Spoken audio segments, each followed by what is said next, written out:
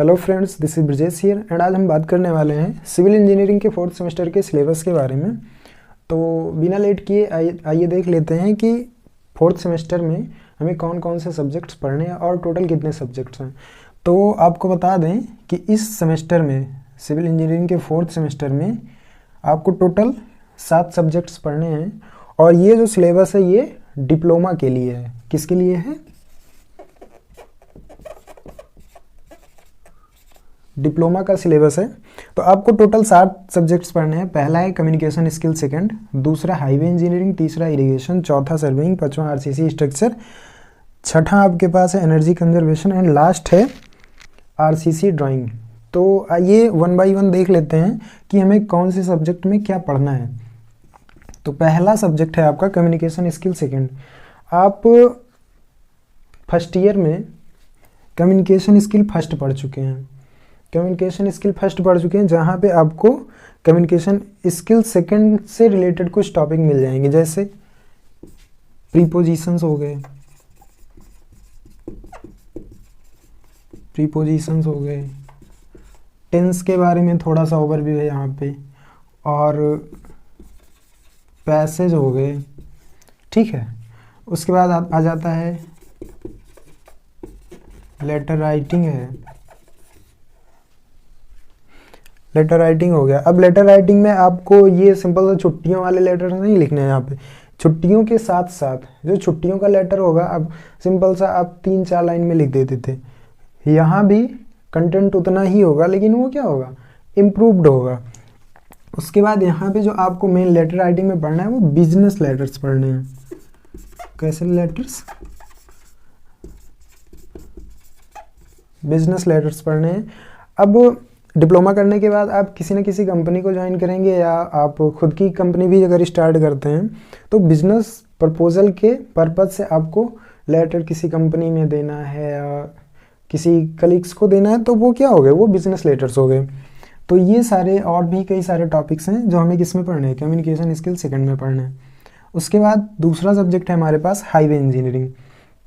देखिए, ये आपका बिल्कुल ही नया सब्जेक्ट है, यहाँ पे आपको कुछ भी पीछे का नहीं मिलेगा। लेकिन बात ये है कि ये सब्जेक्ट, ये दूसरा इरिगेशन इंजीनियरिंग और तीसरा सर्वेइंग, ये 3 सब्जेक्ट आपके काफ़ी ज़्यादा इंटरेस्टिंग सब्जेक्ट हैं, क्योंकि इसमें जो आप पढ़ेंगे वो आपके नियर बाई, आपके आसपास वो चीज़ें आपको देखने को मिल जाएंगी। तो क्या होगा, अगर आपने चीज़ों को देख रखा है तो वहाँ से एक इंटरेस्ट जनरेट होता है, और अगर आपका सब्जेक्ट में इंटरेस्ट जनरेट हो गया तो टफ से टफ सब्जेक्ट भी आसान लगने लगता है। तो हाईवे इंजीनियरिंग में क्या पढ़ना है हमें? हाईवे इंजीनियरिंग में हमें रोड से रिलेटेड चीज़ें पढ़नी है। आपने रोड तो देखा है, लेकिन रोड बनता कैसे है, रोड में कौन से मटेरियल्स यूज़ किए जाते हैं, उनका स्पेसिफिकेशंस क्या होता है, रोड कितनी लेयर में बनती है, अगर लेयर में बनती है तो वो कौन सी लेयर को क्या बोलते हैं, तो ये सारी चीज़ें, और उस लेयर की मोटाई क्या होती है। तो इन सारी चीज़ों को हमें किस में पढ़ना है? हाईवे इंजीनियरिंग में पढ़ना है। रोड के भी 2 टाइप होते हैं, एक फ्लेक्सिबल पेमेंट और दूसरा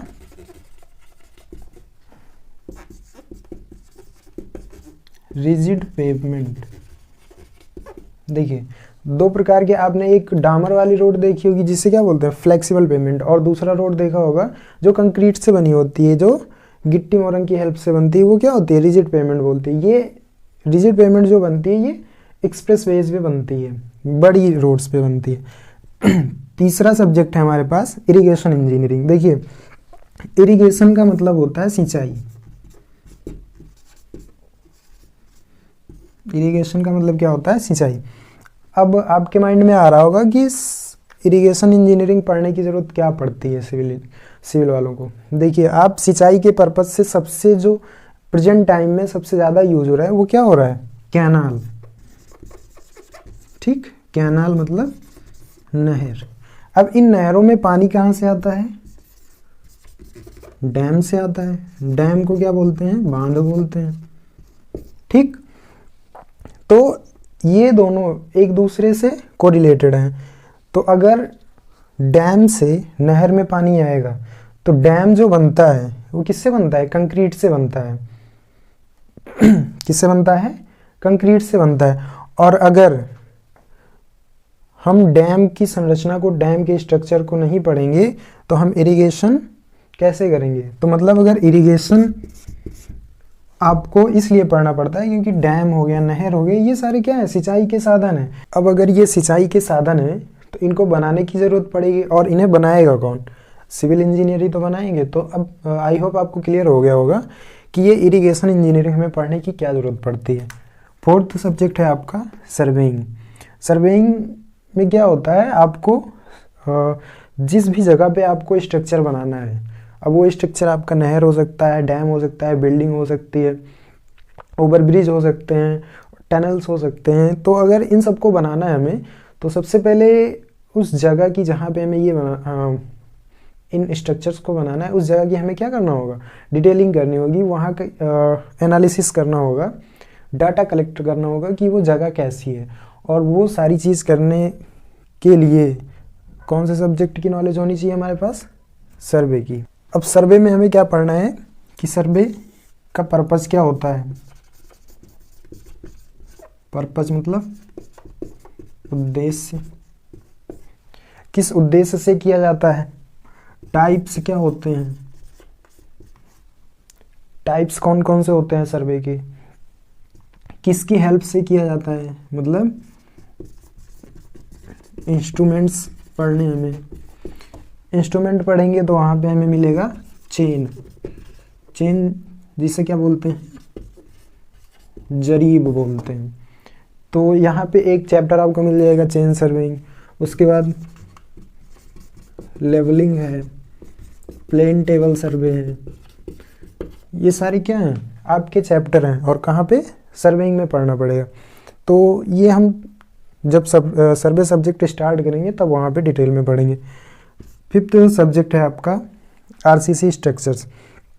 आरसीसी स्ट्रक्चर के बारे में आपने थर्ड सेमेस्टर में एक सब्जेक्ट पढ़ा होगा कंक्रीट टेक्नोलॉजी के नाम से। कंक्रीट टेक्नोलॉजी के नाम से अभी भी आप पढ़ रहे होंगे। तो कंक्रीट टेक्नोलॉजी में आरसीसी के बारे में कुछ ओवरव्यू दिया गया है कि आरसीसी क्या होता है, आरसीसी क्या होता है, टाइप्स क्या होते हैं इसके। तो ये सारी चीज़ें आपको कहाँ मिल जाएंगी, कंक्रीट टेक्नोलॉजी में। अगर आपने यहाँ पे नहीं पढ़ा है अच्छे से तो यहाँ पे हम पढ़ लेंगे। सिक्स्थ सेमेस्टर आपका एनर्जी कंजर्वेशन। एनर्जी कंजर्वेशन में आपको पढ़ना है, इसे हिंदी में बोलते हैं ऊर्जा संरक्षण, मतलब ऊर्जा के बारे में। ऊर्जा अब जैसे आपकी सोलर एनर्जी हो गई, विंड एनर्जी हो गई, उसके बाद फ्यूल एनर्जी हो गई। अब फ्यूल में अगर आपको केवल एक शब्द बोल दिया जाता है फ्यूल, फ्यूल मतलब क्या होता है, ईंधन।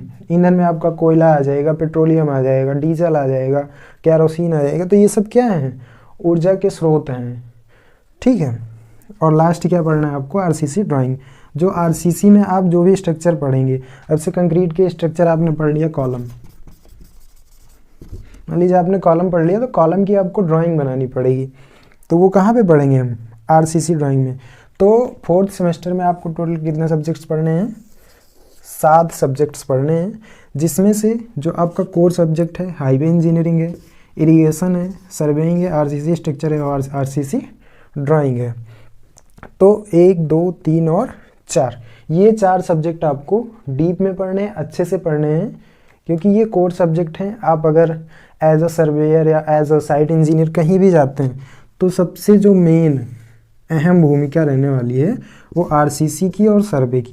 तो इस पे और इस पे, इन दोनों सब्जेक्ट्स पे हमें अच्छे से फोकस करना है और अच्छे से इन सब्जेक्ट्स को हमें पढ़ना है। तो आज के लिए बस इतना ही, मिलते हैं नेक्स्ट वीडियो में। तब तक के लिए जय हिंद, जय भारत।